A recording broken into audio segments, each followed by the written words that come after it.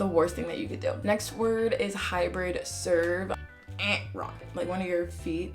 Wait, how do you say that? Serve that you need to know how to do. Hey guys, what's up? Welcome back to my channel. It's Jacoby. So in today's video, I'm going to do part 3 of the Ultimate Volleyball Dictionary. If you haven't seen part 1 and 2, they will be linked in the card thingy. It'll pop up. I don't know. Okay, so first we're gonna start with E. So the first word is inline. By the way, I have my notes on my laptop, so I'm looking at it. Inlines are basically just sidelines. Okay, wrong. The inlines are just the back, like, of each side of the court. So let's say my laptop sleeve here is a court. This is the net. This would be the inline. Now let's flip it. Say this is the net, and this is the other side of the court. This is the net. This is the inline. That was a horrible demonstration, but you get the idea. Next word is extension. That's when you extend out and you... Okay, just hopping in, editing. Why does my arm look like the hash slinging slasher? And I know y'all know what I'm talking about. I look like... I look like the hash slinging slasher. Get a ball up. That's basically just when the ball isn't hit straight to you. You have to extend your body left, right, forward, whatever, to actually get the ball up. The birds are chirping. It's bothering me. Now we're gonna move on to F. The first word is 5-1. So a 5-1 is when you run a system with only one setter and 5 hitters. 5 hitters, technically. So that means that your setter will play front row and back row. A great example of a 5-1, Texas women's volleyball, they usually run a 5-1 with their setter. So that's a great example. If you want to actually see it in action, you can watch a Texas game from their past season, and they're running a 5-1 with Jenna Gabriel. Next word is floater. So a floater is a serve that has no spin on it and it moves in the air. That's the most popular type of serve, and that's usually what coaches teach to players, because it's like the most basic, like, and like kind of like the staple serve that you need to know how to do. There's multiple different ways that you can foot fault. One is like a center line foot fault. So the center line in between, which like divides the court, is right under the net. You can cross over, and that's a foot fault. Or you're serving and you cross the inline. That's a foot fault. Or another foot fault is like if you are serve receiving, but one of your feet, wait, how do you say that? One of your feet are like outside the boundary line. That's considered a foot fault. Next word is a forearm pass. That's just meaning passing with your forearms like this. Ball hits, boom.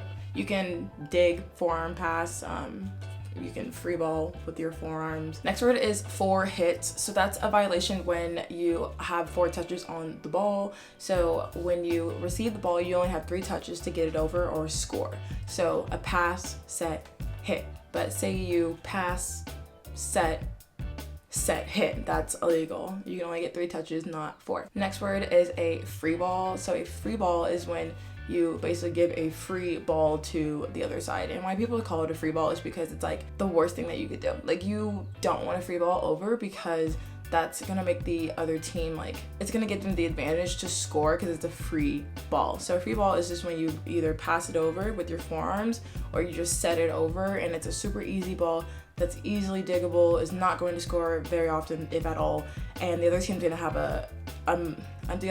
a chance to run their middles or something quick, and they're probably going to score off of it. So that's what a free ball is. Next is front row, and that's zones 2, 3, and 4. I always have to think about that.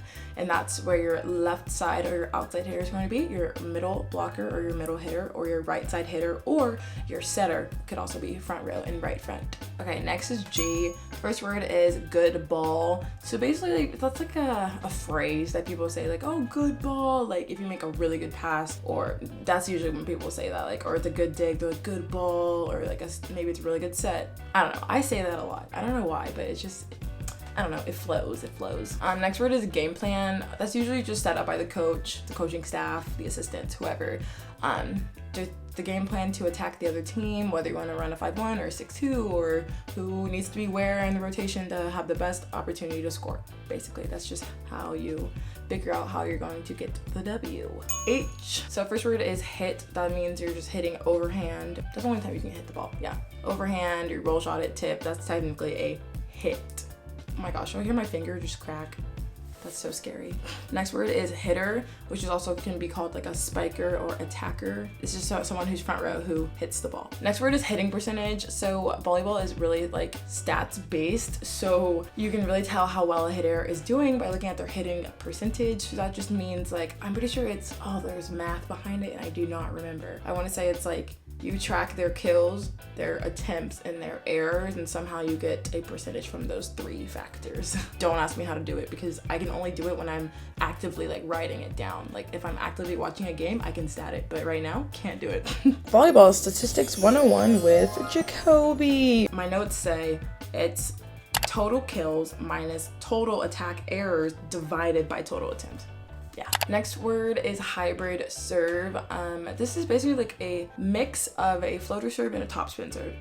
I don't serve like that, but I know people who do that. So it's effective. It's effective. Next letter is I. So inbounds is the first word, and that just means any ball that is in the parameters of the court is inbounds. Even if it touches the line, it's still inbounds. Next phrase is inside the block. So I say this a lot, I would say, when I'm playing. Like when you're hitting, you get the ball through the block or like inside the block. So say that I'm blocking, but the ball doesn't go back on the other side of the court. It goes inside of my block onto my side. That's an example of hitting inside the block. Or another phrase, like another way you can use that is like if you're hitting around the block, technically, like you can hit inside the block and completely miss the block and not get blocked, basically. Or say I'm hitting on the outside and you're the block. I'm gonna hit this way. That's inside of the middle blocker's left shoulder. Next letter is J. So the first word is joust. That's when 2 blockers go up at one time and they're basically like they meet at the middle or at the top, which is where the ball is, and they push, and whoever wins, whoever's stronger, whoever touches it last basically usually wins the joust. And whoever wins, you're strong. Next word is a jump serve. This can be a jump top spin serve, it can be a jump float serve, it can be a jump hybrid serve. There are many different, jump spin serve, there's different serves all around, but the basic and the one that I do is jump float serve. Last J word is jump set. So that means like you can perform any setting movement, but you add a jump to it. And jump setting is really good for deceiving the other team, for getting your hitters in the best opportunity. Because if you think about it, like if I'm a hitter and my setter is jump setting, that means that the blockers don't know where she's going to set. And say she's a front row setter. If she jump sets, she has the opportunity to attack or set. So it's easier for a hitter like me to be one-on-one with just one blocker, and that way I have more opportunity, more court to score in. But alright guys, that's it for this video. I really hope you liked it. If you did, please let me know. Leave any video requests you have down in the comments. Subscribe to this channel, subscribe to my vlog channel. I love you guys so much. Thanks for the support, and I'll see you in my next one. Bye.